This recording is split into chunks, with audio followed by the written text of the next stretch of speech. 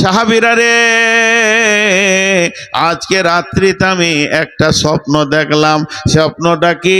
আমাকে দুইজন যুবক সুন্দর চেহারা তারা এসে বিছানা থেকে উঠিয়ে নিল আর বললেন, নবীজি আপনি চলতে থাকেন। নবীদের স্বপ্ন দিনে জেগে থাকা যা, স্বপ্নও তাই। নবীদের স্বপ্ন যা, জেগে থাকাও তাই। ওই দুটো যুবক আমাকে নিয়ে গেল, একজন আমার ডান হাতে, একজন আমার বাম হাতে। এবার দুইজন নিয়ে যেতে যেতে যেতে যেতে বিরাট বড় একটা চাটিয়াল ময়দানে গিয়ে পৌঁছালাম। ওই ময়দানে গিয়ে দেখছি একটা লোক শোয়া অবস্থায় রয়েছে, আর ওর পাশে একজন দাঁড়িয়ে রয়েছে। বিরাট বড় একটা পাথর নিয়ে এইভাবে পাথরটা তুলছে আর শোয়া লোকটার মাথায় মারছে। আর যখনই মেরে দিচ্ছে, মাথাটা ছিতরে মগজ যা, চোখ টোক বের হয়ে চারিদিকে ছিটিয়ে গেছে। পাথরটাও খানিকটা গড়ে চলে গেছে। এই চোখটা যখন ওই পাথরটা আনতে গেছে, তখন আবার মাথাটা যেমন ছিল ওই রকম হয়ে গেছে। আমি আমার সাথীদেরকে বললাম, এটা কি হলো, কি ব্যাপার এটা বলো তোমরা। ওরা আমাকে বলল, নবীজি গো আপনি চলতে থাকেন। আবার আমার হাত ধরে হাঁটতে শুরু করলো।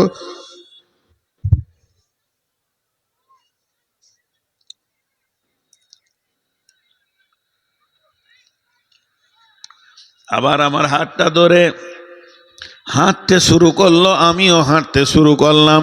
যেতে যেতে যেতে যেতে দেখি ওই ময়দানে একটা লোক বসে আছে, ওর দুই হাতে দুটার লোহার আকুরসি আছে, এইভাবে গালে ভরছে, চাটতে চেঁতে টানতে টানতে গর্দন পর্যন্ত আনছে।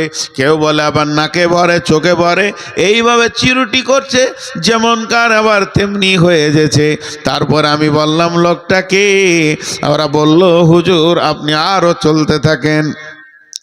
ওই ময়দানে চলতে চলতে আমি দেখলাম একটা গর্ত, তুন্দুরির মতো, মুখটা ছোট, ভিতরটা বড় গর্ত। আর ওই দুটা গর্তে দাও দাও দাও দাও করে আগুন জ্বলছে।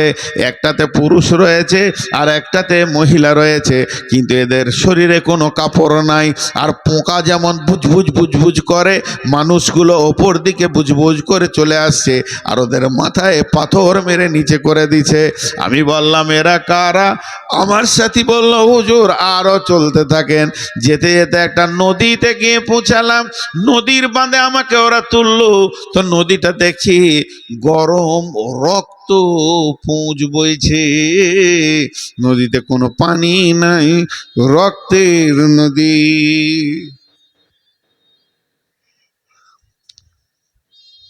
রক্তের নদী। একটা নদীতে মাঝে পানিতে ওই রক্তে মানুষ হাপুচুপু করে ডুবছে। কোনো রকম কষ্ট করে যখন কিনারাতে আসছে, ওইখানে একটা লোক দাঁড়িয়ে আছে, ফেরেশতা, ওর মুখে মারছে পাথর, যেখানে ছিল সেখানে চলে যাচ্ছে। এই দৃশ্য দেখলাম।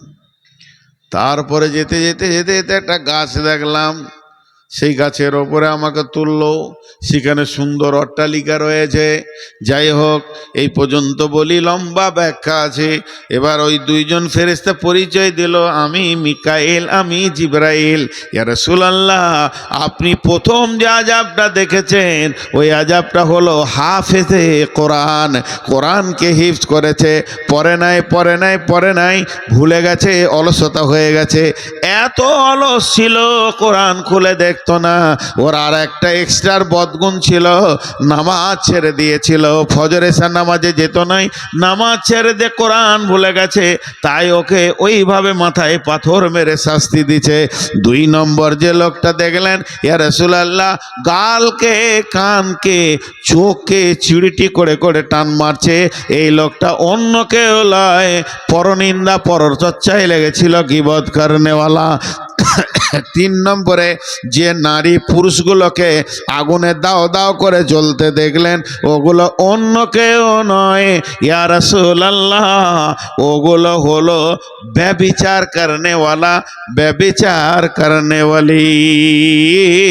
আর রক্তের নদীতে যাকে দেখলেন, ও দয়ার নবী গো, ওটা অন্য কেউ নয়, ও হলো পাকা সুদখোর।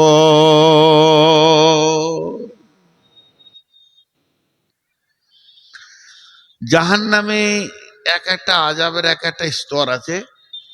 বেহেশতের শান্তি, দোজকের আযাব একটা বই আছে। ওই বইয়ে পেয়েছিলাম যে যারা মদ খায় পৃথিবীতে, যারা পৃথিবীতে মদ খায়, শরাব খায়, ওদেরকে জাহান্নামে বেশ্যা মেয়েদের পেশাবের রাস্তাতে আগুনে পুড়ে একটা পচা দুর্গন্ধ শ্রাপ বের হবে, ওইটা জাহান্নামে খোয়ানো হবে, মাতালদেরকে খাওয়ানো হবে। এইভাবে অনেক জিনিস দেওয়া আছে। ভাই, জাহান্নাম বড় কঠিন জায়গা। আল্লাহ আমাদের সকলকে জাহান্নাম থেকে মুক্তি দান করুন। আল্লাহ আমাদের মাফ করে দেন। আল্লাহ, আমরা গুনাহগার, তুমি মাফ করে দাও। তোমার কাছে বিচার চাই না, দয়া চাই, তুমি দয়া করো। এর নাম জাহান্নাম ভাই, এর নাম জাহান্নাম। তা জাহান্নাম থেকে লোক বের হবে, কিছু লোককে আল্লাহ জাহান্নাম থেকে বের করবেন, যাদের গুনাহ যে পরিমাণে, ওই পরিমাণে জাহান্নামে থেকেছে, তারপরে বের করবে। জাহান্নামে একটা লোক চিৎকার করবে, চার শ্রেণীর লোক চিৎকার করবে, আর একটা লোক চিৎকার করবে, আল্লাহর নাম ধরে ডাকবে, ইয়া হান্নান, ইয়া মান্নান। আর্তনাদ করে ডাকবে, বুক ফাটা আওয়াজে ডাকবে, ইয়া হান্নান, ইয়া মান্নান। আল্লাহ বলবে, জিবরাইল খবরটা নিয়েছে, কেউ কোথা আছে জাহান্নামের খুঁজো, কোন প্রান্ত আছে খুঁজো। জিবরাইল গোটা জাহান্নামটাকে উল্টা পাল্টি করবে, লোকটাকে খুঁজে পাবে না, আওয়াজটা শুনতে পাবে। এসে বলবে, আল্লাহ আওয়াজ শুনেছি কিন্তু ওকে পেয়েছি না। আল্লাহ তখন বলবে, জিবরাইল, জিবরাইল, ও তোমার নাম ধরে ডাকেনি, আমার নাম ধরে ডেকেছে। আর আমার এমন একটা নাম ধরে ডেকেছে যে আমার হৃদয়কে কাঁপিয়ে দিয়েছে, আমার মনকে কেড়ে নিয়েছে। জিবরাইলে, তুমি জাহান্নামের একবারে নিচে চলে যাও, ওখানে একটা বড় পাথরের নিচে লোকটা পড়ে গেছে।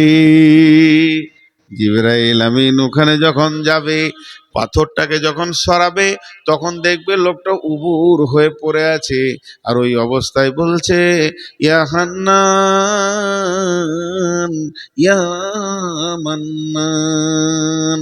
জিবরাইল ওর মাথার চুলটা ধরে এরকম তুলবে, সাপ বিছু গায়ে যা লেগেছিল নিচে পড়ে যাবে। ওকে বলবে, রে আল্লাহর গোলাম, তুমি কি বলতে চেয়েছো বলো, এত চিৎকার করে রবকে ডেকেছো। বলবে, রে জিবরাইল, আমি তোমাকে কিছু বলবো না, আমাকে আমার রবের কাছে তুমি করে দাও। আমি যার নাম ধরে ডাকছি তার কাছে আমাকে পৌঁছিয়ে দাও। আল্লাহর কাছে পৌঁছিয়ে দেবে, আল্লাহ ওই লোকটাকে মাফ করবেন, ক্ষমা করবেন। এইভাবে জাহান্নাম থেকে অনেক লোক বের হবে। আল্লাহ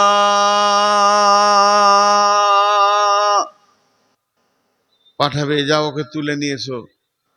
কি বলছো তুমি? আল্লাহ আমাকে জাহান্নামের মুখে দাও, ভিতরে থাকবো না। আর কিছু চাবে না তো? না, ওকে জাহান্নামের দিকে মুখটা করে দিয়ে পেছনটা এইদিকে করে জাহান্নামের মুখে রাখা হবে। আবার চিলাইতে লাগবে, আল্লাহ, মুখটা পুড়ে গেল, এবার পেছনটা দাও, ঘুরিয়ে দেবে। ও যখন পেছনটা জাহান্নামের দিকে থাকবে, তখন একটা বিরাট গেট দেখতে পাবে, গাছ দেখতে পাবে, ঝলমল ঝলমল ঝলমল করছে। আবার চিৎকার করবে, আল্লাহ আমাকে ওই গাছের কাছে দাও, গাছের কাছে দিয়ে দেবে। তখন জান্নাতের গেট দেখতে পাবে, জান্নাত যাওয়ার লেগে চিল্লাবে। এইভাবে বিভিন্ন রকম করে একটার পর একটা জাহান্নাম থেকে বের করবেন, আল্লাহ জান্নাতে দেবেন।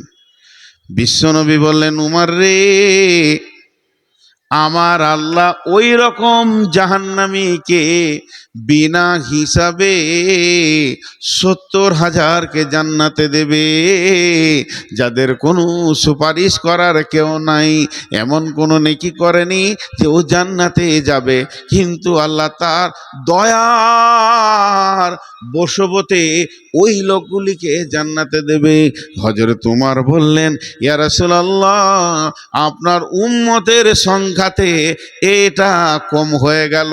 তখন আবার নবীজি বলবেন, উমর রে, হানি আল্লাহ কা উমর, উমর সুসংবাদ নিয়ে যাও, প্রত্যেকটির সঙ্গে 1000 করে দেবে।